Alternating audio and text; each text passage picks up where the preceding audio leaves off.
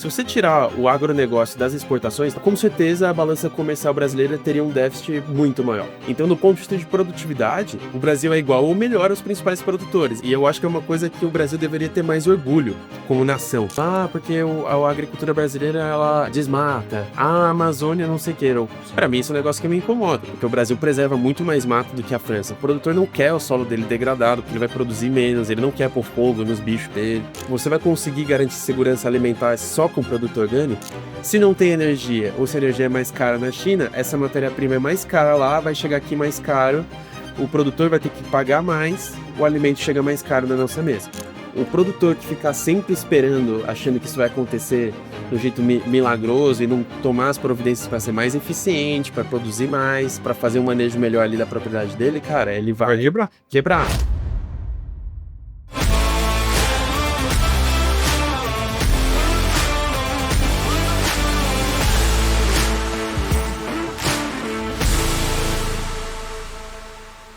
Fala galera do Indústria Sem Limite, estamos aqui para mais um dia de gravação, junto aqui com um convidado especial. Eu sou o Vitor Ramos. Eu sou o Lincoln Naishiro e já estou aproveitando aqui já para pedir para você se inscrever no nosso canal, não deixar de curtir as entrevistas, porque cada vez mais vai ter conteúdo mais interessante para todo mundo. Então entra lá no YouTube, no nosso canal de cortes, no Instagram, curte, compartilha com o pessoal e vamos aí.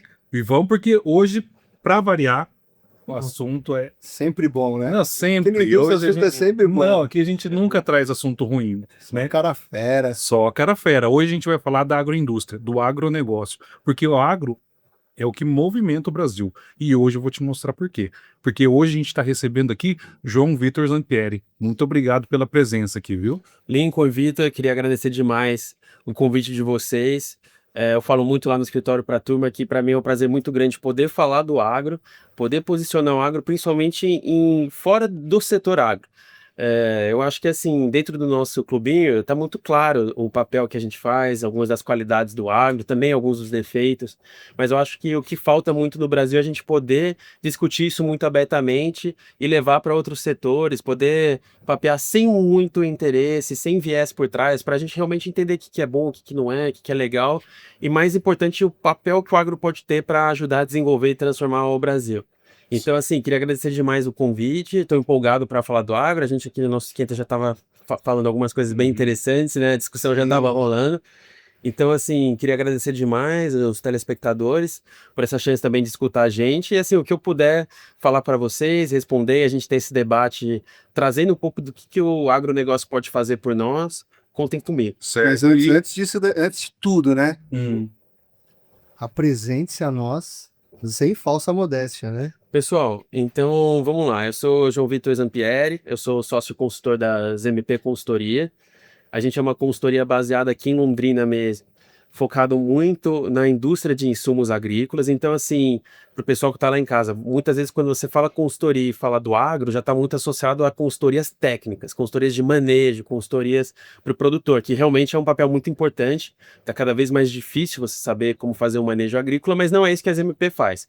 O que a ZMP faz é desenvolver mercados e desenvolver negócios dentro do setor de insumos. Então, eu estou falando do setor de agroquímicos, sementes, fertilizantes, nutrição foliar, biológicos, que é uma grande tendência no Brasil. Sim, o Brasil é líder no uso de produtos de origem biológicas no agro. E também a ZMP tem muito orgulho de uma outra parte, que é a parte de formação de pessoas. A gente tem um pilar completo que é de educação corporativa, onde a gente forma líderes, forma executivos do mercado, e é um pilar muito grande nosso que a gente tem bastante orgulho, porque a gente quer, assim, porta-vozes do agro, e a gente quer pessoas que realmente transformem. O agro já vem transformando o Brasil, a gente acredita que pode fazer isso muito mais. Tá certo. E assim, bem resumidamente, para a gente poder entrar no nosso papo, eu sou formado em comunicação, estava conversando com vocês, então eu não sou agrônomo, sou filho de produtor, sou neto de sitiantes, então sempre gostei do tema, mas não gostava de biologia, não gostava de química, acabei não fazendo agronomia. Fui fazer relações públicas, entrei no agro na indústria de agroquímicos, trabalhando com relações governamentais e depois comunicação.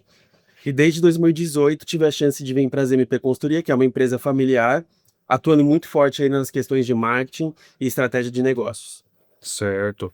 E assim, a gente pegar pelo fato que o agro no Brasil é um dos principais pilares da economia primária, pelo menos, sem dúvida, né? Uhum. E para o pessoal entender, dentro desse conceito, qual que é a importância que o agro tem para o Brasil hoje, para o brasileiro, na verdade, hoje? Então vamos lá, né? Aqui a gente pode falar de várias coisas, mas eu vou tentar sintetizar em alguns pontos que eu acho que é bem relevante a gente trazer, que tangibilizam bem pro pessoal que está em casa e que às vezes não está tão próximo do agro, por que que ele é importante?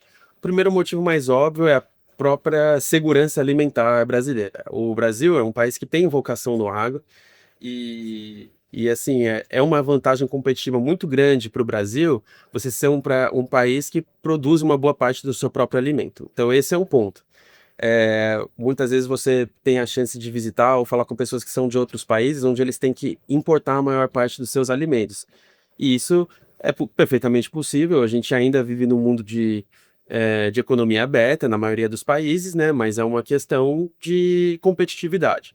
Então, esse é o ponto. Então, assim, o pessoal fala muito, mas a soja não come só soja. Tá, mas o Brasil também produz arroz, também produz trigo, o pãozinho que você come, vem muito do trigo brasileiro mesmo, entendeu? Então, assim, tem esse primeiro fator. Um segundo ponto, já indo para a parte mais econômica, é a parte do PIB. Eu acho que, assim, hoje em dia, o PIB agrícola, ele representa aí mais ou menos 23 a 25% do PIB brasileiro, que é extremamente significativo, isso de forma diretamente.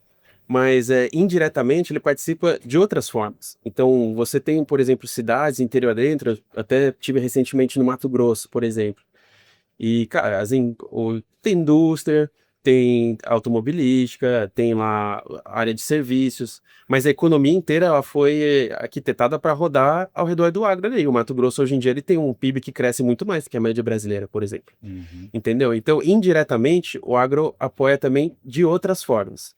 Um outro ponto que eu acho, assim, extremamente relevante é a própria parte do quanto que o agro é significativo do ponto de vista da balança comercial brasileira.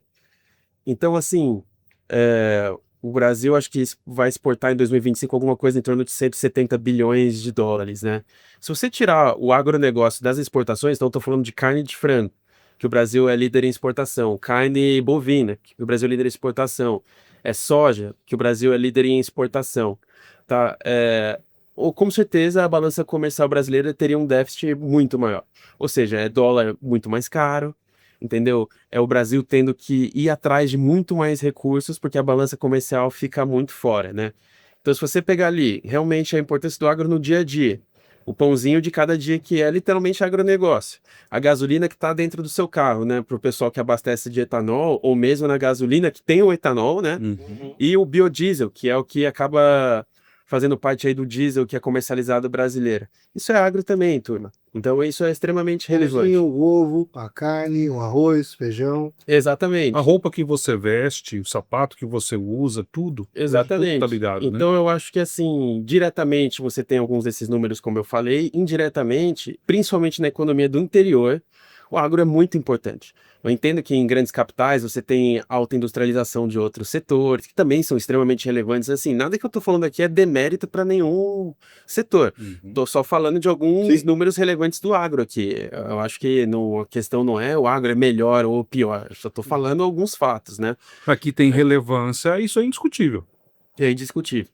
E eu acho que é uma coisa que o Brasil deveria ter mais orgulho como nação.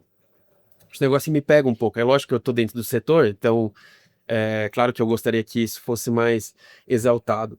Mas eu digo, o agro brasileiro, de maneira geral, ele é muito evoluído, comparado inclusive a grandes produtores. Então, do ponto de vista de uso de produtos biológicos em vez de agroquímicos, em algumas ocasiões, o Brasil é líder. Entendeu? Sim. Na questão do uso de algumas tecnologias mesmo, o Brasil é líder. Entendeu? Mesmo comparado com os Estados Unidos, comparado com a União Europeia, que fazem Então, às vezes essa, na verdade, essa é a minha próxima pergunta. Como que o Brasil se posiciona tecnologicamente em relação ao agro? Né, o Brasil tem muita tecnologia aplicada no agronegócio hoje em dia? Tem sim. Eu acho que aí a gente só tem que separar a tecnologia de maneira geral. Quando a gente está conversando com, às vezes, o pessoal que não é estão dentro do agro, você fala em tecnologia, o cara já automaticamente está pensando em drone, Sim. em máquinas, em nanotecnologia, AI e tal. E com razão, isso aí faz parte, eu acho que vem tendo uma evolução, e sim, você vê cada vez mais, assim, o que a gente chama do agro 4.0, o agro digital, produtor... Só tô te cortando, hoje a gente tem uma referência que é os Estados Unidos, né? Uhum. Ele é uma referência, podemos dizer, na parte de mecanização do agro, né? Até para contextualizar com mais simplicidade, assim. O Brasil, ele é visto como uma potência de exportação, Uhum. né? Dentro do agro. A gente tem os Estados Unidos, uma potência em mecanização, podemos dizer assim, e tem países como a China, a Índia, que eles têm eles são como uma potência, digamos, para a produção interna. Podemos, né, contextualizar dessa forma, né? Pode. E aí, só para fechar, até mesmo para eu entender um pouco melhor essa parte, que é bem Eu tô complexo, tentando né? entender, não tô conseguindo. E aí a gente tem, dentro dessa parte da tecnologia que a gente começou a separar, né? Tem a parte da tecnologia aqui, tem a parte da 4.0, a gente tem a parte da mecanização. Essa 4.0, ela entra nessa parte da mecanização dos Estados Unidos, ou a gente está falando da tecnologia em relação a essa parte de tecnologia de sementes, essa tecnologia do conhecimento de agrotóxicos, de químicos? Então, eu acho que as duas coisas elas acontecem simultaneamente, mas são de fato coisas à parte. E daí eu acho que é o seguinte: o Brasil ele é bem posicionado nesses elementos que você falou, em várias delas. Então vamos lá para alguns exemplos. Do ponto de vista de uso de tecnologia digital no campo, eu não tenho aqui um número ultra recente, tá? Mas eu tive a chance de fazer um curso na Universidade de Purdue em 2022 ou 23. E os números eram muito equiparados do quanto que o produtor brasileiro usa de tecnologia digital versus Estados Unidos. Até é verdade que os Estados Unidos produz muito dessa tecnologia. Várias das empresas que são assim líderes desse mercado não são brasileiras e acabam vindo vender no Brasil. Então, assim, mérito para indústria americana nesse sentido, mas do uso do produtor, eles não estão muito na frente, não. Na verdade, era muito parelho. E eu não me surpreenderia se o Brasil já estivesse na frente agora. O produtor brasileiro, ele é tecnificado, tá? Eu acho que, assim, algumas das soluções que a gente às vezes imagina que elas são milagrosas, às vezes elas não são. Então, não é para tudo que você precisa ter um drone voando, por exemplo, entendeu? Tem coisas que o drone voando, ele pode ter alguma leitura interessante? Pode, mas ele também pode aumentar bastante seu custo de produção. Então, é uma coisa para você ser usada pontual, entendeu? Do ponto de vista de máquinas mesmo, eu não sei aí eu realmente não sei dizer exatamente o quanto que o Brasil está equiparado com os Estados Unidos, mas eu acho que o Brasil é um país de vanguarda nisso. Você pega aqui na região de Londrina mesmo, até tava fui na fazenda com meu pai, que a gente tem fazenda aqui perto. E eu tava, pô, todo mundo só tem John Deere aqui, tipo, que é uma das principais marcas aí, né? E o pessoal usando equipamentos novos ali e tal, que, cara, é muito semelhante com os produtos que eles vão usando lá, se não é o mesmo, entendeu? Sim. E isso é muito importante. Do ponto de vista de produtividade, o Brasil é maior. É isso que eu ia Entendeu? perguntar. Então, assim, no total, a soma geral, o Brasil, em média, tem produtividades maiores. É lógico que quando você fala produtividade, está falando de produtividade média, né? Sim. Mesmo aqui no Brasil, tem um cara que não vai colher nada agora, investiu pouco, tomou seca e tal.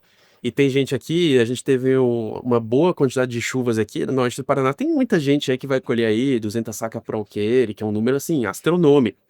Então, do ponto de vista de produtividade, o Brasil é igual ou melhor aos principais produtores. Então, Até porque esse é um ponto bem relevante. A gente tem a Embrapa, que tem uma tecnologia muito grande de tratamento de semente, né? Exato. Para desenvolver novos Exatamente, viu, Lincoln? Aí vai um pouco no ponto que o Vitor estava trazendo, que é assim, do ponto de vista do uso, o manejo correto. Aí estou falando dos insumos mesmo, o mix de insumos que você usa. Quando eu digo insumos, para o telespectador, estou falando de fertilizante, o agroquímico, o agrotóxico que ele vai usar, a escolha de sementes que ele vai usar.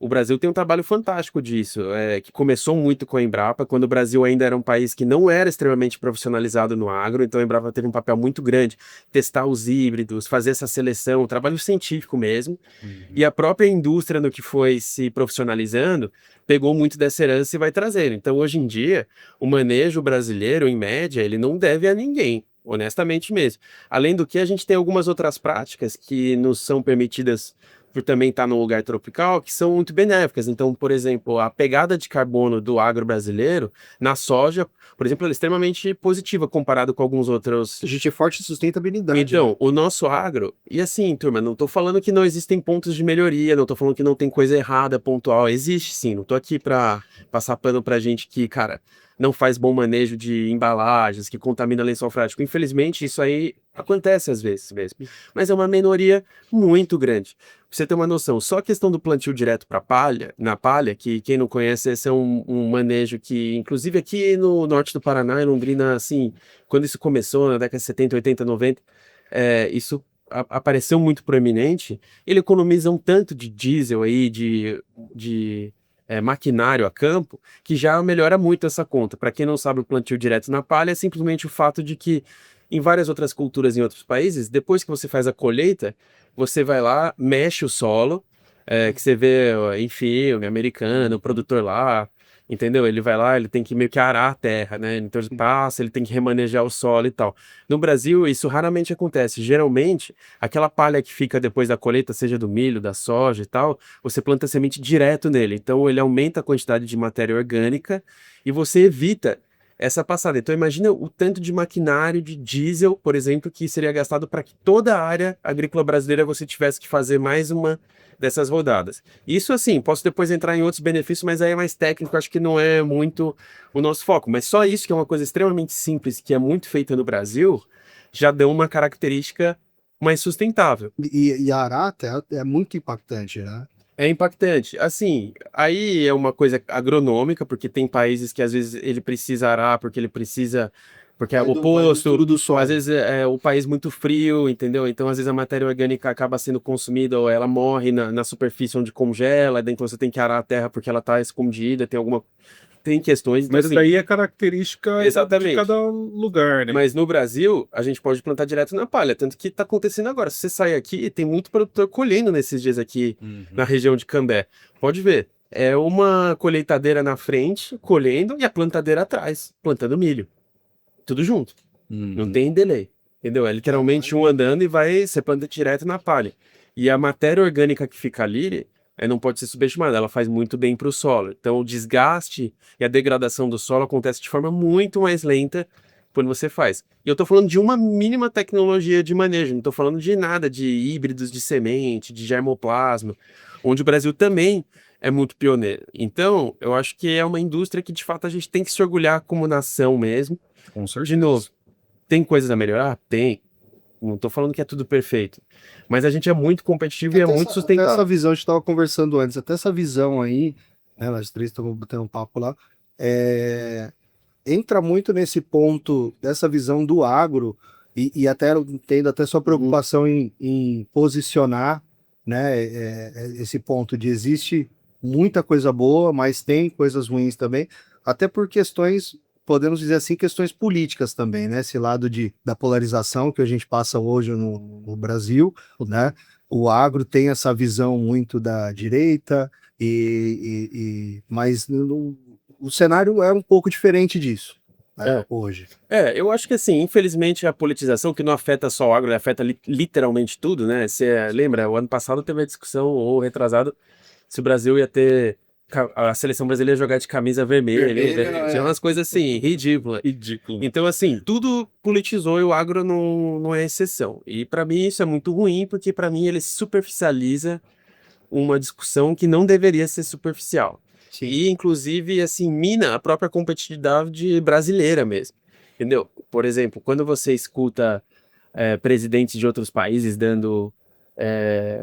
falando, porque a agricultura brasileira, ela desmata, a Amazônia não sei o que, por exemplo, a França tem muito essa posição, porque ela está protegendo os produtores franceses, que não são tão competitivos quanto os brasileiros. Então é um jogo de mercado, não é um jogo político, mas chega pra gente como um jogo político. Para mim, isso é um negócio que me incomoda, porque o Brasil preserva muito mais mata do que a França. Vê lá quantos hectares de mata nativa tem na França versus o Brasil proporcionalmente. Entendeu? Tem que ser discutível. Mas como um todo, exatamente. né? Isso que é europeia para falar de sustentabilidade. Eles acabaram com toda a floresta que eles tinham e quer vir cuidar da nossa. Exatamente. Detonada, exatamente. Então, E é um grande esses fóruns que existem, né, que ocorrem, eles são recorrentes e sempre o mesmo assunto, né? Que o Brasil destrói muito, o Brasil detona tudo, mas são países que não têm nada. Pois é. É fácil cuidar do quintal do vizinho, Quintal né? do vizinho. E outra, para quem talvez não sabe, nas leis brasileiras, para você ter a atividade rural, então o dono de terra aqui, ele tem que preservar uma porcentagem obrigatoriamente da mata nativa e dependendo do bioma, cara, às vezes é mais da metade. Tipo, quem tá no bioma amazônico, não lembro as porcentagens agora de cabeça, mas se você é dono de uma terra, uma porcentagem muito grande, às vezes a maior parte da terra tem que ser preservada como mata nativa, que é uma política pública que quase nenhum desses países tem. Entendeu? Então, se você for ver o tanto de mata nativa que tem dentro das fazendas brasileiras, é uma quantidade absurda de preservação, muito mais do que qualquer outro setor. Entendeu? Eu digo assim, a gente estava discutindo, né, Vitor, que você é de São Paulo também. Eu não tenho nenhum colega lá que tem terreno, que tem casa, que tem sítio, entendeu? Que não é agrícola que tem que fazer isso. Entendeu? E o que é? Você não teve que desmatar? Ou nossos bairros lá, Vila Mariana, Vila Matilde, não, já estava pronto. Surgiu do nada. Nada. Aqui foi desmatado e ninguém preservou nada. Eram regiões, São Paulo foi construído, eram regiões de fazenda ali, Exatamente. de alta produção. Então eu vejo que assim, comparado a outros países, o Brasil é muito mais sustentável. Eu comentei aqui muito rapidamente, o Brasil ele já é líder no uso de produtos de origem biológicas dentro do manejo, né? E, de novo, produtos biológicos significa assim, em vez de você usar só um produto de base química, um agroquímico, agrotóxico, você usa também vírus, você usa probióticos, você usa bactérias que tenham um caráter que ajuda no manejo. E, em tese, eles costumam ser menos agressivos para o meio ambiente. O Brasil já é líder disso. Mas aí tem uma série de questões agronômicas que impedem que você simplesmente substitua tudo. Então, mas por que então não usa só biológicos para fazer orgânico do que químicos? Cara, não é assim. Por exemplo, muitas dessas tecnologias que são vivas, que são vírus, bactérias, num dia de calor morrem. Então você só consegue aplicar em determinadas regiões, em determinados horários, com determinado nível de umidade. Se não tem isso, não vai aplicar nada e deixa a lagarta comer, por exemplo, entendeu? E não, talvez um dia a gente vai migrar para esses produtos serem ainda mais representativos. Já são, é uma tendência de mercado, vem crescendo. Já é um mercado no Brasil aí de 5 bilhões de reais, mais ou menos, que é extremamente significativo. Sim, Entendeu? Mas, cara, vai substituir o químico completamente? Impossível, por razões agronômicas. Não vai substituir. Entendeu? E daí você vai falar, mas tem produto orgânico? Tem. Você vai conseguir garantir segurança alimentar só com produto orgânico? Ou seja, porque é bem mais caro. Porque você tem que produzir em loco, você tem que produzir às vezes, dentro de uma estufa, em áreas muito menores. Prazo de validade menor. O prazo de validade bem menor, A estrutura entendeu? E muito mais caro. A gente já tem dificuldade de alimentar uma parcela da população que é mais pobre, que não tem essa segurança alimentar. Você vai aumentar o preço do produto. Então, assim, a discussão, lógico, a gente sempre tem que melhorar e ver formas de ser mais sustentável, de cuidar mais do meio ambiente. E o agro não tem que parar de fazer isso. Ele já faz muito, mas tem que fazer mais. Agora, a discussão por razões políticas acaba vindo de uma forma muito superficial. Entendeu? Como se tivesse um interesse na degradação. Entendeu? Não existe isso. O produtor não quer o solo dele degradado, porque ele vai produzir menos, ele não quer pôr fogo nos bichos dele. E não faz sentido isso. Você quer incendiar a sua casa? Como tudo, sempre tem um irresponsável, claro. Sempre tem. Mas não é um... Mas esse aí é exceção, né? 100% do que acontece, né? Não é uma exceção mesmo. Exatamente. Então, assim, cara, a maior parte eu tenho, por exemplo, colegas que são produtores ou são filhos de produtores e tiveram, sim, por exemplo, vizinhos que de forma criminosa colocaram fogo em mata nativa. Infelizmente, ainda existe alguma atividade de grilagem em alguns estados, em algumas questões. Mas eles são os primeiros a serem contra, cara, denunciar aí no Ministério Público, entendeu? Ele não é a favor disso. Aí é a mesma coisa, como eu estava falando aqui com o Vitor agora há pouco, não vou criminalizar todo o povo de São Paulo porque em alguns lugares tem violência, como tipo, o povo urbano paulista é criminoso, o paulista mata. Cara, faz sentido eu falar isso? Não Toda faz região tem porque às vezes em um lugar tem um cara que mata, ou a própria discussão, o favelado mata. Não, cara, é um grupo ali. Entendeu? O resto ali é gente como a gente, trabalhador do dia a dia. Do mesmo jeito que não é justo criminalizar a comunidade inteira por causa de alguns crimes, não é justo você criminalizar a atividade do agro inteira por causa do erro de alguns poucos. Entendeu? É essa a questão. Então, não estou falando que não existe. A política existe. meio que ela entra para dividir para conquistar. Exatamente. Ela vai formando grupos e apoiando alguns grupos, né, tanto da esquerda quanto da direita. Ela vai apoiando alguns grupos para gerar um movimento político, né, para trabalhar em prol da política, não em prol do agro. Exatamente. Então, assim, infelizmente, esse tipo de assunto político ele tende a levar uma superficialização ou deixa ali uma questão de certo versus errado, em vez de, como sociedade, a gente deveria meio que ver os pontos de convergência e melhorar. Tipo, a gente não quer que a população tenha mais alimento, alimento mais barato, alimento com qualidade. Não estou falando que tem que aplicar qualquer coisa, não, mas eu vejo assim, a própria Anvisa tem um trabalho importante de fiscalização que tem que acontecer, entendeu? Eu converso muito com a grande indústria do agro. A maior parte das empresas é a favor de uma fiscalização mais rígida, porque ela não quer os problemas também de litígio que tem antes, entendeu? Não é um negócio que aplica qualquer coisa de qualquer custo, não é dessa forma, entendeu? Às vezes excessos acontecem, erros de manejo acontecem, e espero que com o tempo a gente vai ainda melhorando cada vez mais essas leis, punir quem tem que ser punido, mudar o que tem que punir, fiscalizar o que tem que ser fiscalizado. Agora, essa visão de que o agricultor é um cara que está sentado ali num trono de ouro, construído por causa de um preço abusivo de soja, e ele está ali querendo queimar cada palmo de floresta para plantar mais, é totalmente falso. Mas normalmente quem critica é quem não entende, Exatamente. né? Nunca pegou no cabo uma enxada e foi lá fazer alguma coisa e tá criticando os outros.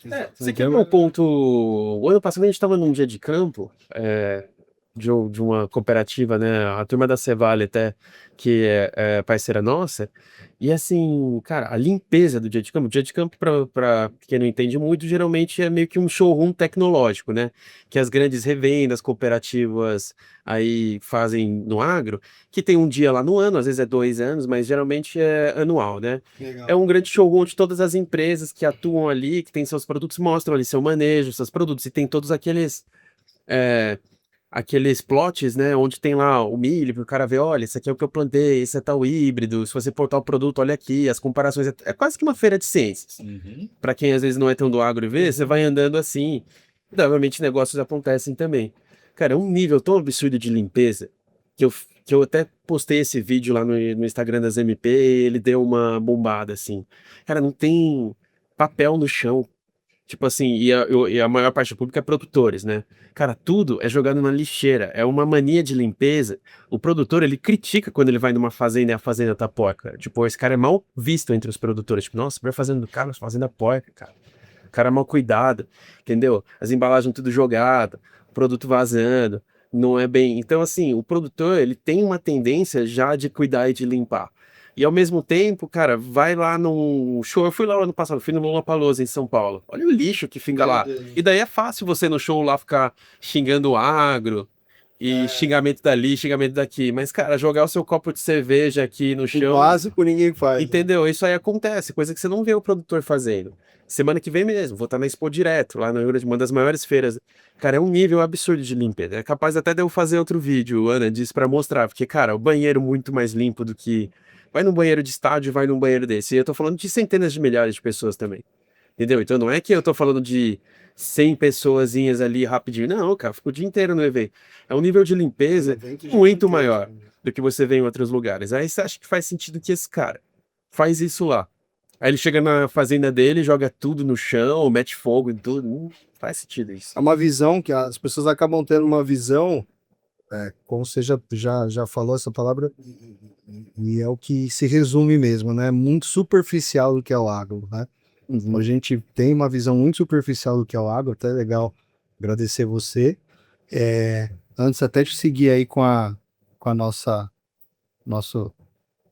gravação aqui, parar um pouquinho, falar dos nossos patrocinadores, né, Lincoln? Claro, sempre. Falar sempre aí. Se não fosse eles, não acontecia, né? E da Acopamps, que estão aí com a gente. Convidar vocês também, que estão interessados aí em empresas de agronegócio, empresas de manutenção, vocês que estão interessados em divulgar a empresa de vocês para trazer algum tipo de conteúdo para as pessoas que assistem a gente aqui, né? entre em contato com a gente aqui dentro do Sem Limite e vem participar aqui, ó, dos nossos patrocinadores, né? E tamo aí, né? Estamos abertos, né? À disposição. Sempre à disposição. Tá Né? certo. E agora, continuando aqui, um próximo assunto que vem preocupando bastante muita gente é a questão da guerra que está acontecendo, né? A gente está aí há algum tempo já numa eminência de uma terceira guerra mundial, até, né? Mas diretamente ligado à agroindústria. O que é a guerra, tanto por parte da Rússia com a Ucrânia, quanto o Irã, com, né, que os Estados Unidos recentemente, né, fez uma ofensiva contra o Irã. Então, o que isso influencia diretamente na agroindústria brasileira? Legal, vamos lá, Lingo. Tem um impacto direto sim, tá? Então é importante para o pessoal entender que existe essa correlação. Onde que ela acontece e onde que a gente vê assim que a gente tem que prestar atenção nos próximos passos? Porque assim, quem sou eu aqui para saber o que vai acontecer de guerra ou não? Eu sou o cocôzinho do nada dali, entendeu? Assim, não sou mãe de nada também, entendeu? Eu não consigo profetizar. E inclusive se tem muita gente falando isso, com muitas tendências encravadas em pedra, cara, geralmente é mais picareta que tá falando disso. Normalmente. Tá? Lógico, existem algumas pessoas, nosso trabalho até como consultor de algumas empresas buscar especialistas, coisa que a gente faz. Então até tem algumas clientes nossos que a gente está tentando promover uma discussão aí com alguns especialistas em economia, especialistas em China, que é extremamente relevante. Mas o que a gente pode dizer, e que para o pessoal entender que está em casa, como que isso pode acabar impactando a vida deles de maneira assim muito direta. Primeiro ponto, o agronegócio, um dos insumos principais, se não o principal, é o próprio fertilizante, é o adubo fertilizante, né? Que é a base de todo o manejo agrícola aí em todas as culturas, né?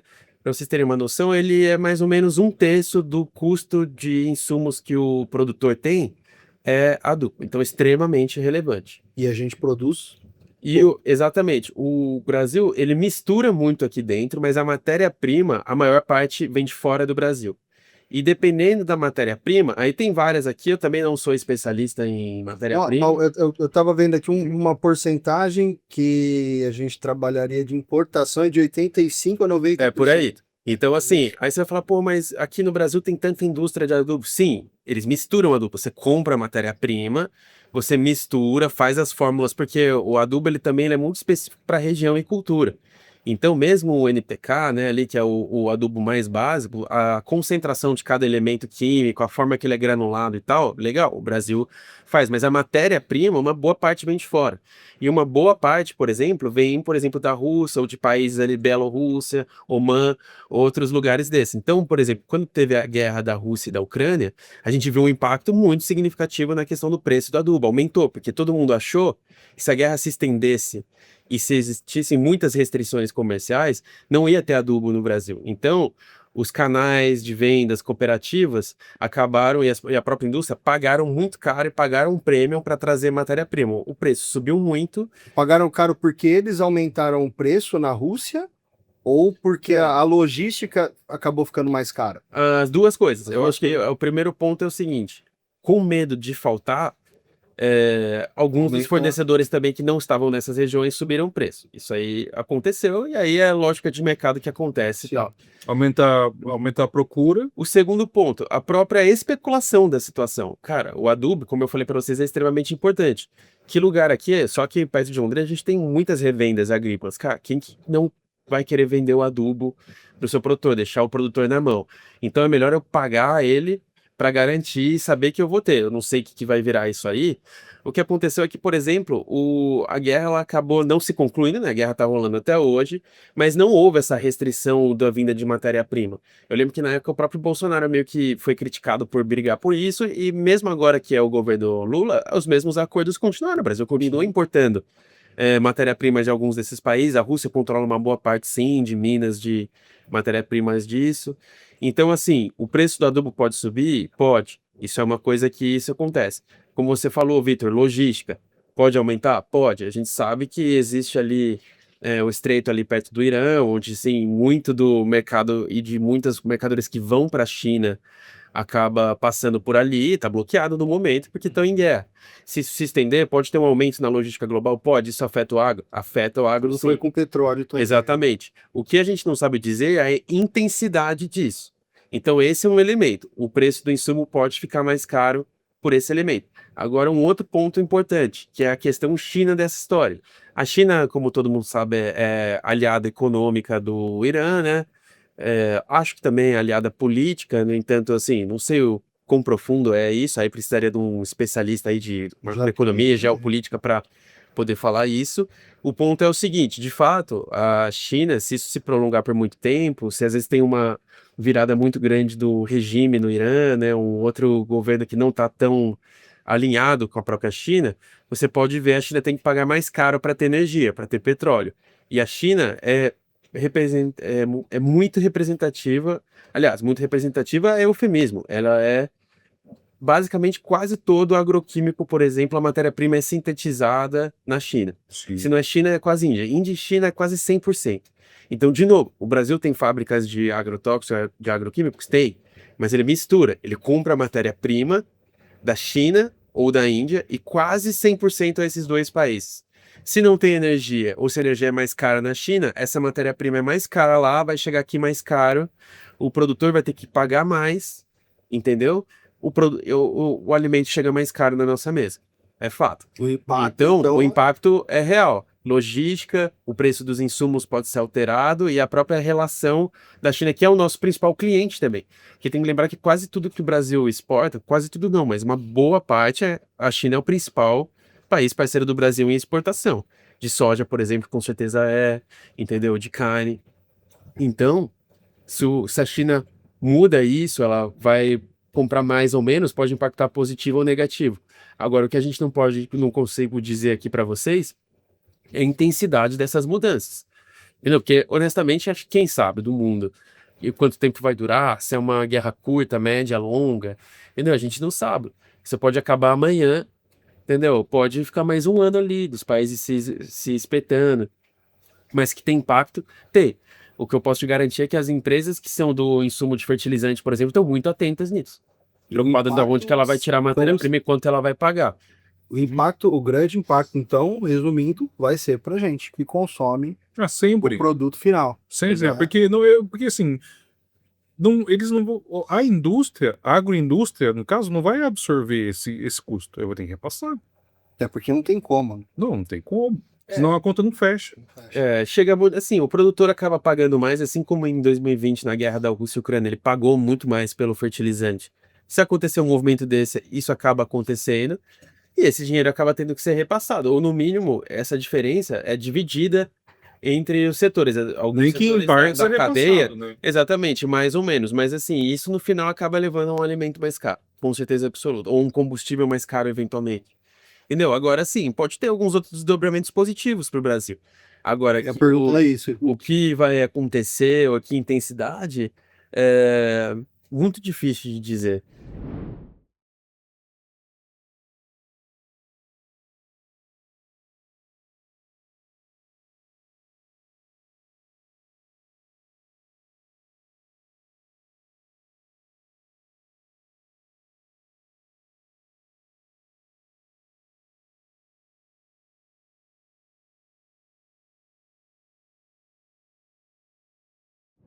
A guerra sempre tem um lado negativo, né? Mas você vê algum cenário positivo para o Brasil em relação a essa guerra? Sim, é difícil saber ou cravar, mas eu acho que assim, o efeito paralelo da guerra que pode ser benéfico no Brasil, por exemplo, é o estreitamento da parceria Brasil e China. Eu vi o pessoal comentando hoje, de novo, é difícil dizer se isso vai acontecer ou não. O Brasil já é parceiro da China, mas a questão é que o maior competidor do Brasil, do ponto de vista de exportação de soja, por exemplo, é o próprio Estados Unidos. Nos momentos em que os Estados Unidos e a China estavam com a relação mais abalada e a China compra pouco grão dos Estados Unidos, tem uma tendência em comprar mais do Brasil. Acaba aumentando o valor de premium da soja brasileira e o valor de maneira geral, e assim, às vezes você tem uma subida do preço das commodities aqui no Brasil, principalmente da soja, que é benéfico para o produtor, ele vende mais caro. Isso, por exemplo, aconteceu na época da pandemia. A soja foi a R$ 200, só para você ter uma noção, hoje em dia ela está de 115, 120. Na época da pandemia, ela foi a R$ 200. Então, existia um medo e os países estavam começando a comprar muito mais soja para poder se estocar. A China, propriamente dita, ela produz muito alimento. No entanto, ela tem uma população gigantesca, como todo mundo sabe. E ela tem como uma política de Estado realmente ter uma segurança alimentar muito grande. Eu nunca tive na China, né? Meu pai já teve, vai de novo agora em maio. E quando você vai estudar um pouco da história da China e tal, eles passaram tanta fome lá no passado que é uma política de Estado, porque assim, os avós de quem são, por exemplo, os executivos, as pessoas agora, era gente que morreu de fome, era gente que cozinhava rato para comer, entendeu? Na guerra contra o Japão, um país muito pobre. E como Estado, eles decidiram que isso nunca mais vai acontecer. Então a China, ela estoca grão, então ela sempre tem uma política muito ativa de garantir que não vai faltar comida lá. E obviamente que eles consomem muito, muito, Sim. muito, muito. Até pela quantidade da populacional, né? Eu lembro que quando teve a da gripe China. suína lá, eu fui num evento agro e eles perguntaram para um especialista ali de proteína, né? Pô, será que o Brasil pode se beneficiar, por exemplo, da gripe suína, de vender mais carne suína pra China e China. tal? Aí os caras falaram que talvez eventualmente sim, mas assim, tem uma questão regulatória, porque até você cadastrar todos os processos sanitários para conseguir exportar é um processo de meses e anos, às vezes. Um outro ponto também é que a China precisa de muito mais do que o Brasil produz. Então, assim, se você conseguir desviar um pouco para lá, ainda vai atender uma porcentagem ínfima do que é a produção deles real. Então, assim, não vai ser muito impactante. Então, tem que lembrar isso. Então, o ponto é, eventualmente, um desgaste entre China e Estados Unidos pode acabar beneficiando o produtor brasileiro? Pode. No entanto, como a gente vinha discutindo aqui, não tem bobo nessa história. Nem a China quer ficar super dependente do Brasil, Claro que não. e os Estados Unidos têm toda a questão do mercado agrícola deles mesmo. O produtor lá, ele cobra, ele também quer acordos com a própria China, que é uma grande compradora, entendeu? Então é muito difícil você cravar na pedra o que pode acontecer nesse sentido, mas pode ter um desdobramento mais positivo. No entanto, no curto prazo, o desdobramento tem mais chance de ser negativo por causa do preço dos insumos do que positivo. Isso é fato, tá? Agora sim, a expectativa é que a gente torce para que uma guerra não se estenda por um período longo, impacte menos aí logística, preço do insumo, mas de novo, quem somos nós para falar lá, para pedir lá pro tio Trump ou pro Tá segurando não ali. sei nem mais quem vai ser o Um já governo. rodou, né? Como é que era o nome do? O Ayatollah lá, O o Ayatollah, Ayatollah. como ele já foi, aparentemente ela bombardearam o prédio onde estava sendo escolhido todos os outros, então todo mundo da lista de sucessão já era. Já era também. Hoje Israel estava falando que qualquer sucessor, se é do mesmo regime, vai executar. Assassinado. Então, assim, não dá para dizer. Hoje em dia também, assim, tem até aquela frase, né, que na guerra o primeiro a morrer é a verdade, né? Sabe-se lá, não sei qual que é o jogo de longo prazo dos países envolvidos, Sim. inclusive da China.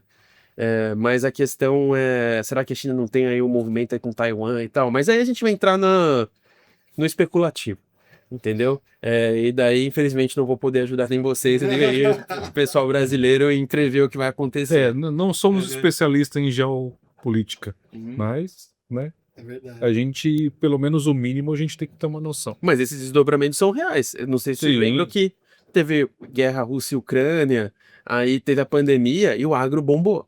Entendeu? Esse foi um período de bonança do agro, que a commodity foi muito alta, todas as empresas venderam muito. O produtor, imagina, você plantou achando que ia colher uma soja por R$ 120. Aí você vendeu por 200. O resto tudo virou lucro. Entendeu? Então é o ano que os caras foram lá tirar as Dodge Ram nova, foram comprar um maquinário novo, todo mundo foi passear, aí foi tirar férias, foi para fora do Brasil. É fato, isso aconteceu. E era uma guerra, uma coisa negativa, e junto com a pandemia, que também era algo extremamente negativo do ponto de vista de mundo e Brasil, que outros setores foram totalmente afetados negativamente, e o agro acabou tendo uma chance de surfar uma onda mais positiva. Em compensação agora, por exemplo, é um momento de crise no agro, com certeza absoluta. É um momento ruim do ponto de vista de negócios. Então, Isso mas- vem acontecendo. Sim, já pegando esse gancho aí que você falou assim, que teve aquela, subiu repentinamente o preço do commodity no Brasil, que o produtor rural foi beneficiado com isso e tal. Vindo nessa mesma pegada aí, qual que foi a evolução do agro no Brasil nesses últimos anos? O crescimento, no caso, né?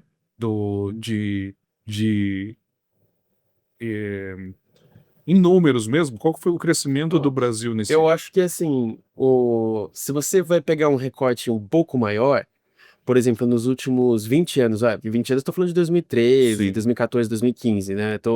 Então, assim, relativamente recente. Mas 2013 parece que foi ontem, né? Então, parece que foi ontem, mas já passou, Pois é. entendeu? Muito tempo aí, né? Já Se você pegar, por exemplo, assim, só de 2000, os últimos 10 a 20 anos, o boom é muito grande, Certo. tá? Então, assim, a área de soja mesmo, em 2013, né, Ana, a gente tem lá nos nossos era de mais ou menos 28 milhões de hectares plantados de soja. Hoje em dia já tá na casa dos 50 ou mais. Entendeu? Então, assim, quase dobrou.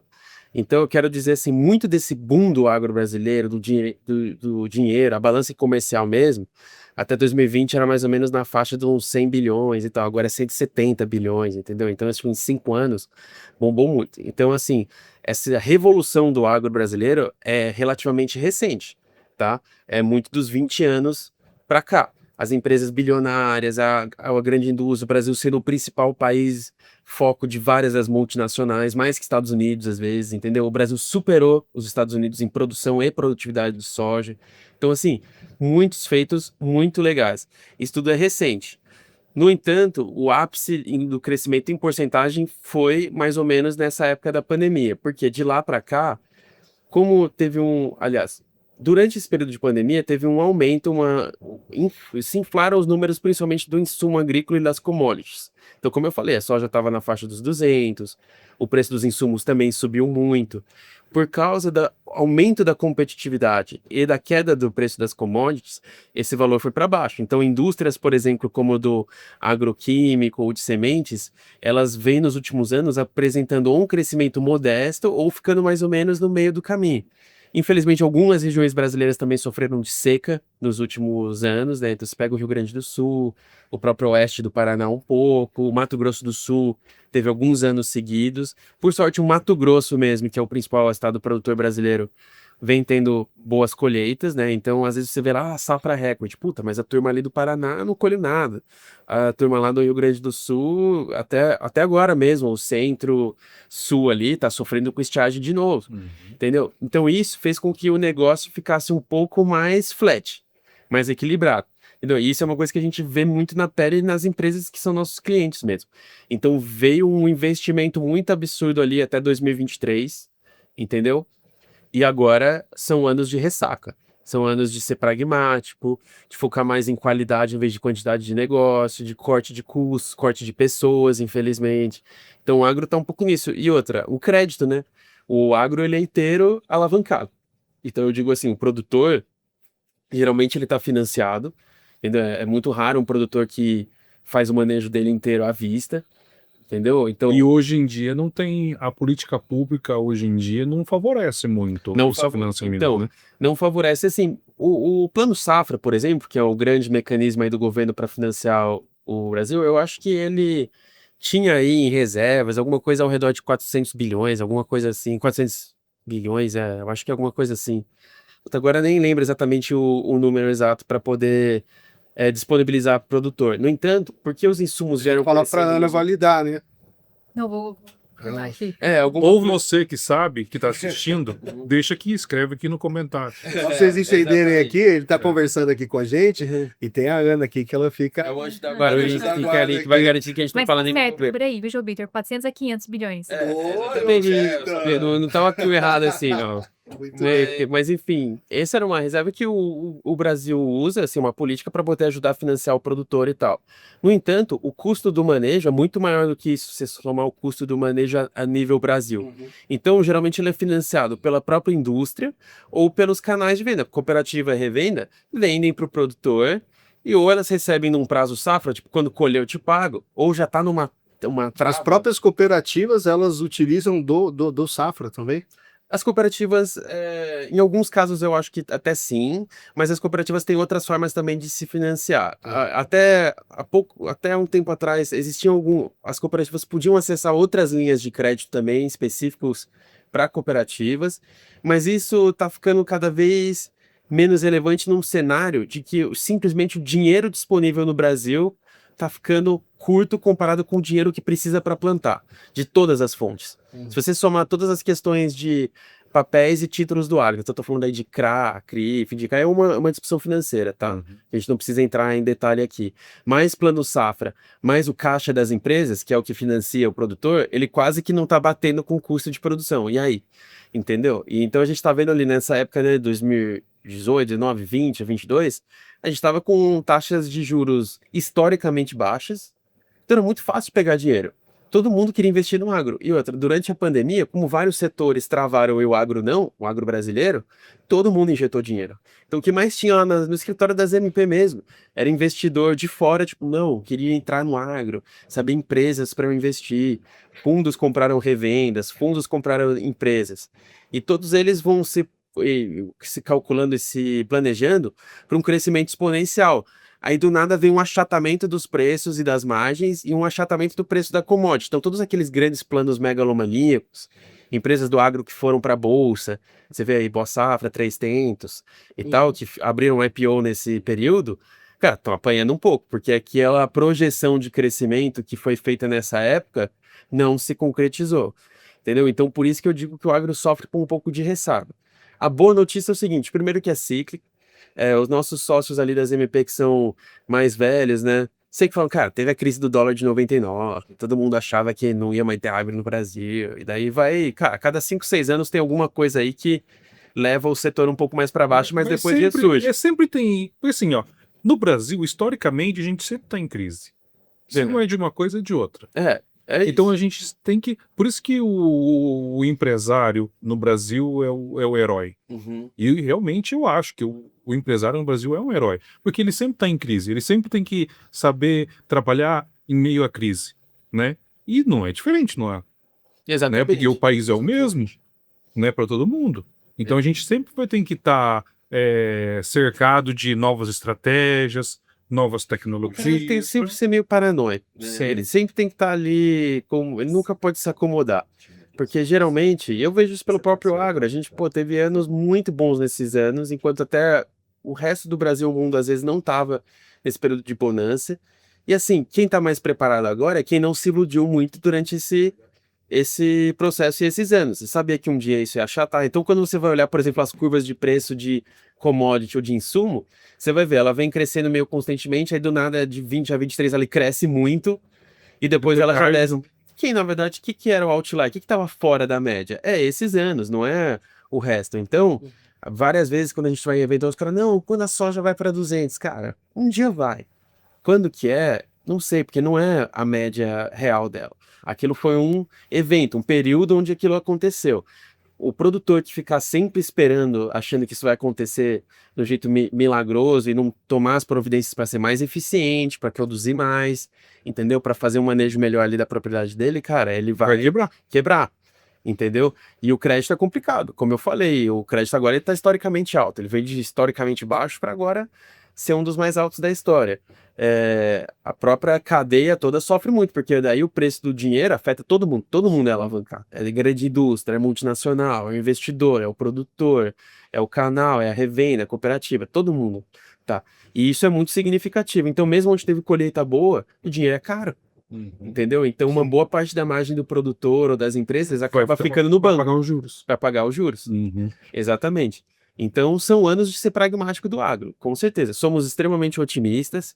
A colheita já está muito melhor esse ano comparado com o ano passado a nível Brasil. Tem uma expectativa, às vezes, de safra recorde de novo, entendeu? Mas tem que estar sempre paranoico, tem que estar sempre olhando para o balanço, para o número, para o fluxo de caixa. O que eu vou fazer? Não é um período de ficar confortável, mas de jeito nenhum. Tá certo. Nem sempre quando você tem uma boa produção, você vai ter um bom resultado, então, né? Exatamente. A produção ela pode ser boa, mas se você está muito alavancado a nível de banco, muito dessa margem o banco acaba ficando com ela, acaba comendo do seu lucro. Uma outra coisa é o preço do insumo, entendeu? O preço do insumo agrícola, aí é uma questão igual às outras, geralmente é o seguinte, é igual a gasolina, né? A gasolina, ela vai subindo porque vai aumentando o petróleo, não sei o quê. Aí, às vezes, tem uma baixa, porque, descobriram mais petróleo lá, não sei o quê, ou o governo vai fazer vai subsidiar e tal, ela diminui um pouco. Ela diminui só um pouquinho e depois já volta a crescer. Você vai ver o preço histórico, ela sempre só está subindo. O preço do insumo agrícola é mais ou menos igual. entendeu? Então ele nunca volta para os preços originais extremamente baixos. Então depende muito do tipo de acordo que o produtor faz, de onde ele compra insumos ou para quem ele vende o grão, se ele está protegido dessa forma. Entendeu? Se ele faz barter, que é o barter, né, ou troca, é literalmente você, tipo assim, cara, eu pego o seu produto e te dou em grão. É um jeito das duas partes se protegerem, independentemente se o preço vai flutuar muito ou não. Então, de forma bem resumida é isso, né? O pessoal de operações aí vai puxar minha orelha porque pode ficar muito mais complexo que isso, né? Aí entrando em head e tudo e tal. Mas assim, o produtor ele faz isso ou ele simplesmente vai comprando de forma aleatória e especulando o preço de mercado? Esse cara que é muito da especulação, se ele não tomar cuidado, um dia ele pode quebrar nisso, né? Ele tem que ser muito pragmático. Mas o produtor aprende rápido, hoje em dia a informação corre muito rápido. Então o produtor ele também espreme muito as revendas cooperativas por um preço mais baixo. Entendeu? E É até por isso o produtor acaba sendo mais conservador mesmo, né? Parte de investimento, assim. nesses períodos de crise, com certeza. A gente vê aí o cara tendo uma tendência de gastar bem menos. O próprio setor de máquinas mesmo é um setor que vem sofrendo muito com essa crise aí do crédito. Porque, cara, ninguém tem ali milhões sobrando no banco para ir lá comprar Mesmo que colheitadeira. tiver, mas não é a hora. Exatamente. Então, o negócio, cara, eu não vou ficar pagando um juros exorbitante agora, porque essa conta não fecha. O tanto que eu vou colher a mais ou a menos e tal, não fecha essa conta. Então, eu vou ficando aqui até. Aí, então, a própria indústria, por exemplo, de máquinas acaba sofrendo com isso, porque são valores muito altos e significativos, né? A colheitadeira aí, você está falando de milhões. Entendeu? Então, assim, o setor agro e o brasileiro mesmo vem muito espremido por todo esse problema de crédito. E enquanto o governo tomar muito dinheiro dos bancos, esse cenário vai continuar, entendeu? Os juros, essa parte não é uma questão muito de desejo, é uma regulação econômica. Certo. E agora a gente mudando um pouquinho de assunto, você veio de uma multinacional, aí de repente chutou o pau da barraca, né? Largou tudo e veio trabalhar numa empresa familiar. Isso. Como que foi? Conta um pouquinho assim pra gente, como que foi esse caminho seu de Pancada. Então, essa história do agro, assim, né? Primeiro, assim, o meu desejo pelo agro veio muito por questões familiares, né? Como eu falei, meu pai, ele trabalhou na indústria do agro por muito tempo, ele é produtor, sou neto de sitiante também. Eu vou, assim, pequeno, humilde, mas tinha umas vaquinhas dele e tal. Por parte de mãe, meu avô também foi produtor por um tempo, plantava um caqui e tal no interior de São Paulo. Então, tenho um certo gosto pela atividade rural, de certa forma. Eu nasci no interior de São Paulo, em Lins, né? Morei a maior parte do tempo, aliás, da minha infância, em lugares rurais, né? Até seguindo meu pai, quando eu era criança mesmo, né? Ele era transferido, ia de empresa para lá, para cá. Então, eu sempre gostei. Na época da faculdade, eu queria muito fazer agronomia. Eu coloquei na minha cabeça que, pô, é legal, vou seguir aí os passos do pai, vou seguir, eu gosto desse setor e tal. No entanto, eu tinha um desalinhamento, assim, uma bobeira mesmo, coisa de moleque, de que, cara, eu não gosto de química, não gosto de biologia, não gosto de matemática. E você vai pegar a grade de agronomia, é muito mais isso do que outras coisas, entendeu? Porque é uma engenharia, entendeu? Você tem que saber calcular, tem que saber disso. E eu odiava essas matérias. Eu gostava de história, geografia, filosofia, português e tal, era o que eu gostava mais. Aí eu, puta, mas aí eu vou fazer uma coisa que eu não gosto. Fiquei naquele papo que quando você tá na inocência lá de ter 16, 17 anos, você pensa desse jeito muito no curto prazo, né? Hoje em dia, se eu tivesse cabeça hoje, eu teria feito agronomia com certeza absoluta. Eu ia perguntar Entendeu? isso, se fosse hoje. Não, com certeza absoluta. Beleza, estuda lá, cara. Faz aí, passa 2 semestres estudando cálculo e depois vambora, vamos pro mercado aí. O agro é gigantesco no Brasil, tem muita oportunidade. Eu gosto da atividade que eu me formei, que eu fui formado em comunicação social, né? Mais especificamente em relações públicas. Acho extremamente válido, então assim, não é nada contra o que eu me formei. O ponto é que eu acho que, por exemplo, nas relações públicas, você compete com pessoas que não necessariamente se formaram em relações públicas. Você tem grandes jornalistas, grandes publicitários, grandes profissionais de comunicação, até de fora, engenheiro, cara, gente que é bom de número, tem emprego em tudo quanto é lugar, entendeu? Quem sabe fazer conta. Entendeu? Então você vê isso acontecendo. Um agrônomo, a nível de campo, é um trabalho de agrônomo. Não compete com mais ninguém. Você precisa ser agrônomo para ir a campo, fazer o manejo. Então, para quem quer ir para a área comercial do agro, fazer às vezes uma carreira numa multi, de fato a agronomia às vezes acaba sendo a melhor chance de você ter isso. Não é a única, hoje em dia, graças a Deus, as empresas cresceram muito. Eu mesmo tive a chance de trabalhar na Syngenta, na parte de relações governamentais como estagiário, depois fui efetivado na parte de comunicação, então consegui ir para o agro mesmo dentro da comunicação, mas é aquele momento que, assim, primeiro, eu lembro que nessa época que eu fiz a transição para vir para a ZMP era 2018, já faz um bom tempo até, né? Era um período de crise do agro, então assim, eu queria ser promovido em outras áreas da empresa, eu queria sair um pouco dessa parte corporativa e mais para o comercial e marketing, e na época o mar não estava para peixe dentro da empresa, era um período que a própria Syngenta, que é a minha empresa, estava sendo vendida para o grupo chinês, que é a QM China, né? Eu falo isso porque é totalmente público, foi vendido, era uma empresa listada em bolsa e hoje em dia faz parte do grupo chinês. Então era um período assim que eu não estava fazendo as coisas que eu queria fazer, eu queria estar mais próximo do negócio, eu não queria estar tanto no escritório, assim, na parte corporativa. E ao mesmo tempo, meu pai estava saindo também de indústria e estava querendo abrir uma consultoria. Alguns das próprias revendas cooperativas que eram clientes dele na época de indústria, meu, a gente precisa de ajuda e tal, não sei o quê. E ele já tinha fundado as MP junto com 2 outros sócios na época, isso era 2018. E eu ainda ficava um pouco naquela, né? Tipo, será que eu vou sair também de um emprego bom de multinacional para uma aposta? Porque na época a gente não sabia se as MP ia dar muito certo, que tamanho eu ia ter. Também ficava meio receoso, será que é o momento de trabalhar em família? Eu gosto muito do meu pai, admiro ele, mas não sabia se, ia confundir as coisas, o que que é filho, o que que é chefe, o que que é sócio, entendeu? E de fato é uma curva de aprendizagem.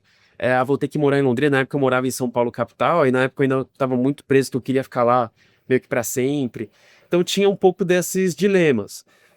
Mas no final eu não estava muito feliz na empresa que eu estava. Hoje em dia sou muito grato com a oportunidade de trabalhar numa grande empresa, aprendi muito assim. Cada ano que passa eu lembro mais só do positivo do que do negativo. É tudo experiência, né? E não, muita experiência, foi uma puta escola, assim, agradeço muito essa oportunidade que eu tive de estar lá, também de participar de uma grande empresa, de uma indústria, mas estou muito feliz agora nas MP, e sim, tem as dores de crescimento, a gente começou pequeno, vem crescendo bem constantemente, tem a questão, sim, de trabalhar, meu pai é meu chefe, meu pai é meu sócio, sabe, tem um pouco desse aprendizado, saiu já uns ranca-rabo aí, mas no começo, hoje em dia, é normal, entendeu? Mas hoje em dia, assim, todo mundo sabe o seu papel, o seu espaço, a gente convive muito bem. Meu irmão também trabalha com a gente agora também, também fez uma transição de carreira, e hoje em dia sou muito feliz com isso. Então foi uma aposta, mas hoje em dia sou muito feliz com essa decisão e tenho muito orgulho do que a gente vem construindo nas MT também. Tá certo. Mas o produtor rural tem muito disso, né? De trabalhar em família, né? Exato, assim, sucessão rural, cara, no campo, é um tema muito recorrente. E a gente vem acompanhando muito, até do ponto de vista estatístico, né? A gente tem parceria com empresas de pesquisa no agro, como a Carnetech e tal, que trazem dados muito consistentes sobre a transição geracional no agro, que trazem algumas questões comportamentais reais. Esse é um assunto bem interessante. E a sucessão vem acontecendo. Então você vê, por exemplo, assim, a maior parte dos tomadores de decisão nas fazendas já são abaixo dos 40 anos, ou seja, eles já são geração Z e Millennium, que tem um pensamento diferente um pouco de Baby Boomers, aí entrando nas nomenclaturas de gerações, né? Então tem algumas tendências de comportamento mais reais, e essa transição, ela vai ser ainda mais relevante na medida que a geração mais nova aí, a geração Z aí, for chegando nas lideranças das E conforme empresas. essas gerações vêm vindo, vem trazendo junto mais tecnologia, né? Exato. Então, existe sim uma correlação em alguns pontos, em algumas não tanto, em algumas tem mais. Então, assim, do ponto de vista de manejo agrícola, é bem interessante isso. Ainda não tem tanta correlação, tipo assim, não tem uma coisa tipo, o cara mais novo, ele usa tais produtos, o mais velho outros. Ainda não tem isso. Um pouco porque o cara faz o que ele aprendeu a fazer com o pai, com o vô. Aí entrou o conservadorismo Entendeu? ainda, né? Então tem um pouco do disso. antigo Em produtor. compensação, a forma dele pensar o negócio e as noções de tempo dele e o comportamento mudam muito. Então, por exemplo, antigamente, o produtor era muito mais fidelizado a um canal, uma cooperativa. Legal. Hoje em dia, ele pesquisa muito mais. Ele não tem aquela questão de assim pertencimento tão consolidada como tipo, gerações passadas tiveram. Até porque as gerações pioneiras têm muito aquela gratidão eterna por, cara, quando eu fui abrir a fazenda, O cara me ajudou. o cara me deu crédito, Uhum. me vendeu adubo e eu vou com ele até o final. Aqui no Paraná e no Sul, onde você tem a modalidade cooperativa que a gente adora, assim, é muito fã. Cara, ele ajuda o cara a criar o frango, a ter criação de tilápia e tal, porque aqui não são módulos rurais tão grandes comparados com Mato Grosso, Tocantins, Bahia. Então, o cara tem que fazer muito mais da terra dele do que em outros lugares que o cara faz uma agricultura extensiva gigantesca, entendeu? E tem lucros grandes, entendeu? Aqui a terra é muito cara, entendeu? Então o cara tem que maximizar tudo. E as cooperativas tiveram, por exemplo, uma ação fundamental nisso. Então existe uma gratidão que algumas gerações passadas, o cara, meu, os caras me ergueram quando eu precisava, tocou eles até o final. As gerações mais novas são menos fidelizadas, então a gente vê isso em pesquisas de mercado, que ele pesquisa mais, ele é menos fiel, mas, cara, que tá mais barato eu compro. Se o cara me ajudou, o meu vô no frango, entendeu? Há sei lá quantos anos atrás, aí. Tipo Mas você acha assim, que isso é bom ou é ruim? Essa fidelização ou a não fidelização? O que, que é melhor pro agro, vamos dizer eu acho assim? que, assim, pro agro sempre é bom que a sensação de não estar acomodado e buscar coisas novas, porque você profissionaliza todo o setor. Tipo, a competitividade faz profissionalizar e melhorar o atendimento do setor. Então, de certa forma, é positivo. Agora, depende muito do ângulo que você está olhando. Do ângulo, por exemplo, de uma cooperativa que às vezes perdeu uma gama de clientes, é ruim.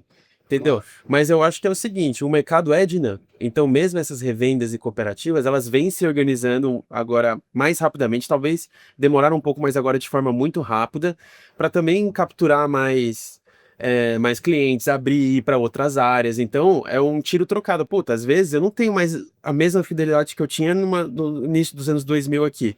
Mas, em compensação, muitas cooperativas que eram aqui do Paraná agora estão no Mato Grosso do Sul, no Mato Grosso, no Goiás, no Rio Grande do Sul. Ela também vai abrindo uma gama maior. Então, eu acho que, de maneira geral, isso tudo é muito benéfico para o agro, entendeu? Aí é uma questão também de macro-regiões, entendeu? É um pouco diferente. Por exemplo, no Rio Grande do Sul e Santa Catarina, a transição geracional é um pouco mais lenta. Em lugares, por exemplo, no Cerrado, muitas vezes já é o filho do produtor que foi plantar lá, que saiu de casa e, cara, eu vou arrendar lá e vou então tocar nosso negócio lá. Então já é um cara mais novo, que pensa de uma forma um pouco mais dinâmica.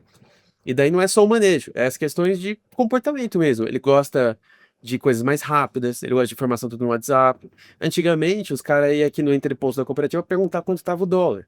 Entendeu? Hoje em dia, um cara de nova geração, Mas ele abre o app aqui, já vai monitorando, ele tem outras necessidades. Mas conforme mais nova a geração, mais imediatista é. Exatamente. Né? Porque assim, eu falo porque de experiência própria, porque eu venho de uma empresa farm care também. Uhum. Né? Hoje a empresa nossa, né? Meu pai fundou a empresa, só que hoje trabalha eu e meus dois irmãos. Né? Muitas vezes a gente quer que aconteça uma coisa rápido, que não é rápido. Não é. Ele tem o tempo para acontecer, mas a gente quer que aconteça na hora. Exatamente. Aí acho que conforme mais nova geração vai entrando no mercado, mais imediatista fica, né? Exatamente, a noção de tempo mudou, né? Eu lembro até quando eu era moleque, cara, quero comprar um DVD de tal banda lá, né? Pra quem é muito novo e às vezes tá vendo podcast, nem sabe o que é isso. Sabe vivendo Não tinha loja, aí você tinha que pedir, demorava 1 mês, 2 meses pra chegar, porque os caras iam trazer de fora, sei lá o que. E era normal esperar. Hoje em dia, se os caras não entregam na sua casa em 2, 3 dias, você já nem faz a compra, porque você considera um absurdo completo o Mercado Livre não te entregar. É fato isso. E esse é o tipo decisivo, né? Você tá olhando lá, tem, às vezes tem um, você tem quer um pouquinho agora. mais caro, você quer agora, você... Não, você quer agora. E você quer não só isso, né? Aquele ticket do rastreio também. Eu gosto disso, cara. Tipo, comprei aqui, eu quero receber o ticket na hora lá, vai saber onde aqui, tá. e fico entrando lá, eu quero ver onde tá. Eu gosto quando atualiza a cada real, 2 horas. Agora passou pela alfândega, agora tá na triagem de negócios, tá na unidade do correio. Entendeu? Isso era uma coisa que às vezes outras gerações não tinham tanto essa necessidade. E nisso eu acho que o agro precisa melhorar muito aí. Aí tem um espaço grande. Outros setores já se agilizaram muito dessa experiência para o cliente. Entendeu? Eu acho isso muito legal. Pô, o cara comprou. Ou a gente não tava falando lá que o fertilizante tá na Rússia, a matéria-prima. Pô, e se uma empresa conseguir, tipo, mostrar no rastreamento, cara, o que você comprou, a matéria-prima tá chegando, não sei o quê. Eu acho que novas gerações iam gostar mais desse tipo de coisa. Ela se sente um pouco mais no Mas para controle. você se programar também. Exatamente. Tá, isso é uma boa oportunidade de negócio mesmo, né? Você, dentro do agro, você poder trabalhar a experiência do cliente, né? Porque o agro a gente vê ele como o agro, mas dentro do agro você tem um processo, né? Esse Exatamente. processo comercial faz muito sentido o que você falou, porque a experiência do cliente traz segurança nas tomadas de decisão, né? Então, quando você está comprando alguma coisa, você como um agente do agro, está comprando alguma coisa de importação, ou você está tramitando um negócio que você tem acesso à informação para você poder ter facilidade de tomada de decisão, é muito melhor. Não, exatamente. E é isso que a gente diz. A gente lida muito lá nas MP com esse aumento da competitividade no agro, que jogam as margens para baixo, que é mais empresas vendendo produtos semelhantes, a rentabilidade tende a diminuir. Quem se destaca? Quando os produtos são muito equiparados, entendeu? Empresas que estão mais na vanguarda desse ponto de vista. Ah, você quer fidelizar o cara que tem uma tendência a não ser fidelizado. Como? Com as coisas que não mudam. Todo mundo gosta de ser bem cuidado, todo mundo gosta de estar no controle da situação, todo mundo gosta de transparência nos negócios. Se você consegue viabilizar isso de uma forma dinâmica para ele, de forma mais rápida, você sai na frente. Além do que, muitos dos tomadores de decisão hoje em dia, eles não moram mais na propriedade ou não vivem a propriedade com a mesma intensidade do que outras gerações. É o cara que, por exemplo, mora aqui na cidade de Londrina e tem a fazenda, ele não mora na fazenda. Ele tem as outras coisas que ele toca aqui da cidade. A fazenda às vezes está a 20, 30, 40, 50, 100, 200, 300 quilômetros dele. Então ele precisa de outro tipo de gestão, do jeito que ele faz é diferente do que era antes. O cara dorme e acorda dentro da propriedade, entendeu? Então isso tudo são dinâmicas geracionais que vão trazendo uma certa revolução para o agro. E eu acho que nessa parte eu acho que daí o agro não é tão evoluído. Eu falei muito no começo que, cara, em manejo muito evoluído, na questão mesmo de ambiental muito evoluído frente a outros grandes países produtores. Nessa parte, tem setores de fora do agro que são mais evoluídos. A gente deu exemplo aqui de Amazon, Mercado Livre, pô. O Mercado Livre é um grande case de sucesso brasileiro, hein? Sabe? Pra gente que gosta de uma cerveja lá, um Zé Delivery, entendeu? Pô, o Zé Delivery revolucionou a questão de entrega de bebidas, entendeu? Eu sou muito fã do que eles fizeram. Pô, é mais rápido, mais barato, 24 horas, entendeu?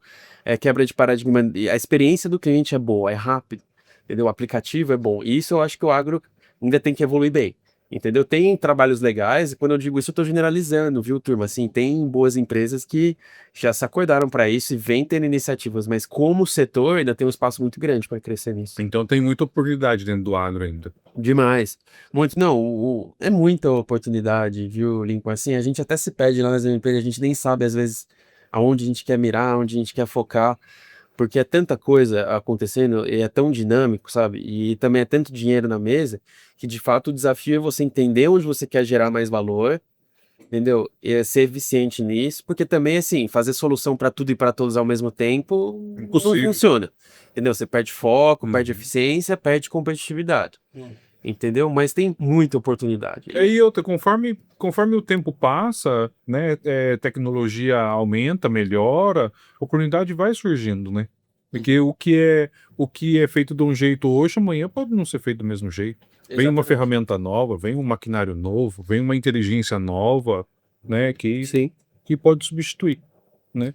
totalmente. Exatamente. E assim, quando a gente visita, às vezes, grandes empresas, grandes academias, pô, tem pesquisas muito significativas sendo feitas aí de coisas que podem realmente mudar tudo, assim, entendeu? E a gente não sabe dizer quando isso de fato vai acontecer. Mas do mesmo jeito que o agro no passado teve grandes revoluções, como por exemplo a biotecnologia, eu digo assim, os transgênicos, mas em termos leigos, transgênicos, cara, foi uma revolução absurda. Pô, mudaram o gene, agora a gente tem, por exemplo, variedades de soja, de milho que são resistentes a herbicida. Então eu posso passar e a minha planta fica lá, mas todo o resto das plantas daninhas morre. Isso é um negócio assim, uma tecnologia de outro mundo, quando isso veio proeminente na década de 90, mas no final da década de 90. Era muito revolucionário. É muito pra época, né? revolucionário, mudou todo o mercado de sementes, todo o manejo, o mercado econômico disso, porque daí entrou licenciamento, entrou royalty, Maquinário também. entendeu? Maquinário também, entendeu? Tem muita coisa que revolucionou. Qual que é a próxima grande revolução do agro? Alguma coisa certamente vai vir. É alguma coisa dentro de inteligência artificial, de coisas mais preditivas. Então, alguém realmente vai conseguir passar lá o satélite, tipo, te dar com exatidão o perfil perfil nutricional da planta. Muita gente está tentando isso, já tem coisas interessantes acontecendo, em algum momento pode vir alguma coisa extremamente revolucionária, entendeu? E que muda tudo. Às vezes tudo que a gente está falando aqui joga fora, outro agro agora, entendeu? E vamos ver o que vai acontecer, assim como aconteceu com outros setores e outras cadeias, né? Exatamente. Tá certo. E com toda essa bagagem e informação que você, né, trouxe aqui pra gente, ainda dá tempo de ter uma vida social, assim? Não, como eu vinha falando com o Vitor antes da gente começar, né, que ele é paulista, né, paulistano, eu morei lá por muito tempo. Eu acho que assim, ter vindo morar em Londrina deu uma qualidade de vida muito boa. Então, assim, cara, a gente se dedica muito nas MP, a gente viaja muito, o agro ele acontece no campo, então a gente viaja aí semana sim, semana não, fica muito tempo fora. Às vezes é de final de semana, esse sábado mesmo a gente teve com o cliente, é normal esse tipo de coisa. Mas em compensação tem uma qualidade de vida muito boa. Então, poder ir para casa a pé do trabalho e tal, te garante que você tem algumas horas extras por dia, que às vezes quando eu estava em São Paulo eu não tinha.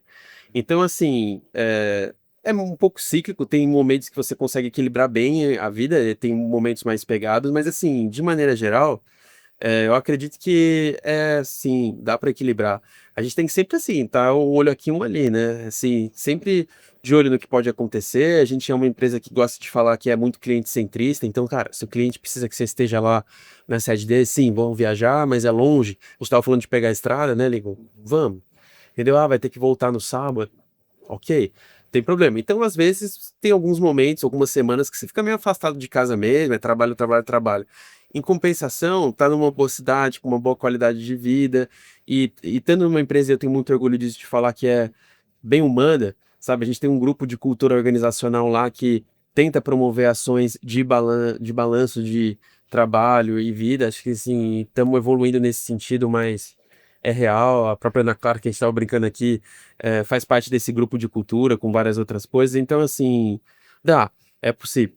Eu acho que, às vezes, requer um certo esforço, mas estou contente. E tem que trabalhar, né, cara? Assim, a gente está falando aqui que o agro está passando por dificuldade, não é sentado coçando em casa que você vai resolver os problemas do setor, não. Isso tudo que a gente está falando, essas transformações, não vai acontecer com você Tem muita pesquisa, sentado em casa o muito dia inteiro. estudo. Com certeza. Entendeu? Então, aí Você também tem que pra quem buscar uma quer. alternativa, coisa diferente, porque se você quiser chegar num resultado diferente do que você está tendo hoje, você tem que fazer uma coisa diferente. Não adianta você continuar sempre estar fazendo a mesma coisa e esperar um resultado diferente que nunca vai ter. Exatamente, Lincoln. E daí para cada escolha uma renúncia. Você tinha perguntado recente, agora há pouco, né? Como é que foi essa transição de carreira? Quando eu estava na multinacional, pelo menos na posição que eu estava na época, né? Eu não tinha muita viagem, né? Eu viajei aí, dava contar na mão, entendeu? Às vezes que eu tive que me ausentar, ficar uma semana fora, ficar o final de semana fora, entendeu? Compensação, você tá preso dentro de uma estrutura corporativa lá, com um monte de chefe em cima de você, você também tem bem menos liberdade para criar, inventar alguma coisa assim, né? É estrutura de empresa, é assim mesmo. Agora você tem bem mais liberdade. Em compensação, sendo dono e sócio da empresa também, cara, vai ficar aqui recusando agora e no sábado, Não, no sábado domingo, eu não trabalho. cara, aí beleza. Então, assim, então volta pra empresa, onde você segue ali, sabe, das 8 às 5, entendeu? E beleza, e não tem certo e errado, é só uma questão de que você quer, entendeu? Hoje em dia, eu acho que o legal do mercado de trabalho hoje em dia é isso, você tem direito à escolha. Teve uma época, talvez outras décadas, que outras gerações não tinham escolha nenhuma, né? Ou só trabalhava ou era desempregado. Hoje em dia, tem carreiras diferentes, entendeu? E dá para fazer, a gente tem um home office uma vez por semana, então quando tá aqui em Londrina, dá para usufruir, um dia você tem mais liberdade em casa, entendeu? Alguma coisa assim, ganha um tempo ali de qualidade de vida. Então tem formas de equilibrar as duas coisas assim, mas pô, na pé tem que acelerar, cara. Ou isso, não adianta reclamar também. Pois é. Legal, né, Vitor, a conversa de hoje? Sensacional. Né? Você que tá gostando aí, não esquece de curtir para dar uma força pra gente, né? Porque cada curtida, se você se inscrever, porque tem muita gente que assiste, né, Vitor? Mas não Isso se aí inscreve, né? É o tempo todo já. A gente comentou sobre isso. Você assistiu? Assisti. Então, o que você faz? Achei legal isso. Você ficou assim, mas por que você não deu? Às vezes aparece lá pra gente. Um monte de gente assistiu, mas você não tem um like. Então, mas então para você que assiste e não se inscreve, dá essa força pra gente, se inscreve no nosso canal das MP Consultoria também, né? E Isso. vocês têm um podcast também. A gente tem um podcast, a gente tem que até azeitar aí para vocês participarem lá também. O formato é parecido. A gente também gosta de conversar mais abertamente. E, pessoal, as MP Consultoria, se você digitar tanto no Instagram, LinkedIn, vai aparecer para vocês. Depois nos comentários aí do vídeo, depois eu posso mandar o link para vocês Sim, adicionarem. nós vamos deixar para você que está assistindo e ficou interessado, quer saber mais, nós vamos deixar no comentário fixado aqui os contatos do João Vitor para você poder tirar futuras dúvidas com ele depois. Exato. né? E assim, estamos totalmente à disposição. Nas redes sociais também, principalmente no LinkedIn, João Vitor Zampieri, você me acha lá. Qualquer dúvida dessa, não entendi muito bem, quero expandir, cara, só procurar. A gente é uma empresa que gosta de gente, estamos totalmente à disposição. Se vai virar negócio ou não é outra história, mas a gente gosta de falar de agro, de defender nosso setor também, Isso é muito importante. poder fazer Até porque isso. quem não gosta de pessoas não entende negócio, né? De jeito nenhum. Não tem jeito nenhum. Pessoal, Uhum. é isso aí. Se você também tem interesse em patrocinar aqui o Indústria Sem Limite, entre em contato com a gente. Seu nome aqui na tela, você vem fazer uma visita aqui pra gente, pode falar um pouquinho do seu produto, falar um pouquinho dos seus negócios também, e a gente está totalmente à disposição. Beleza? Tá certo. Agradecer o João Vitor. Agradeço Muito demais, obrigado. viu, Vitor, Lincoln, pelo convite, foi uma honra. Uma honra foi, a honra foi toda nossa, foi muito bom. Engrandeceu Não fiquei com dúvida demais. nenhuma. Eu também. Eu sou especialista em agro agora. Né? Vai falando, que a gente precisa de porta-voz aí. É isso aí. Cara, muito obrigado. Valeu, agradeço Por uma demais. próxima aí. Provavelmente o pessoal vai ter algumas dúvidas, vai precisar saber um pouco mais. Com a próxima, você Uhum. pode voltar com a gente aí também. Fechado, O turma. espaço vai estar sempre Agradeço demais. Legal. Viu? E agradeço pela atenção de quem está nos escutando aí, há, sei lá, 1 hora ou mais aí que a gente está falando. Tem assunto, é isso aí. Indústria Sem Limite, tudo que você sempre quis saber e nunca ninguém quis te explicar. Vem com a gente. Valeu, obrigado. Tchau, tchau. Valeu.